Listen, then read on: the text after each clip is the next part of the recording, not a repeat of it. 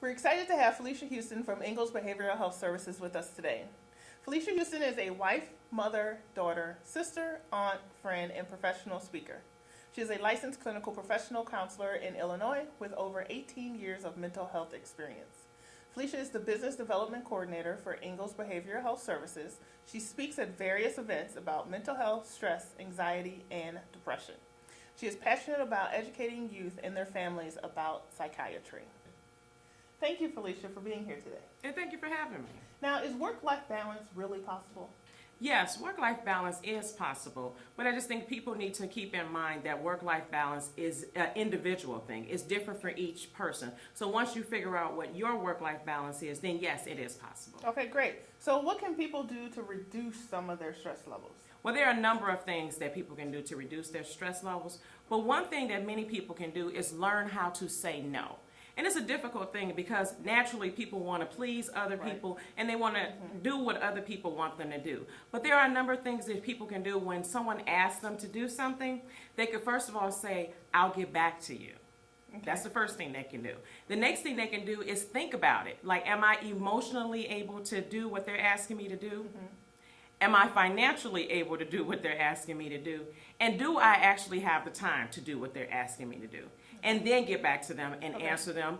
And if the answer is no, then be comfortable saying no. Okay. Another thing that people can do to reduce their stress level is to get active, to do something. You know, figure out what works for you. So I like running. You don't like running, I'm sure, because you said that earlier. But you have to figure out what works for you and get physical, and that helps you to reduce your stress level. And then the other thing that people can do that many people forget to do is do something that they really enjoy. So if it's knitting, if it's sewing, whatever it is that they like to do, you have to do that to minimize your stress level. Where can people go if they need some professional help?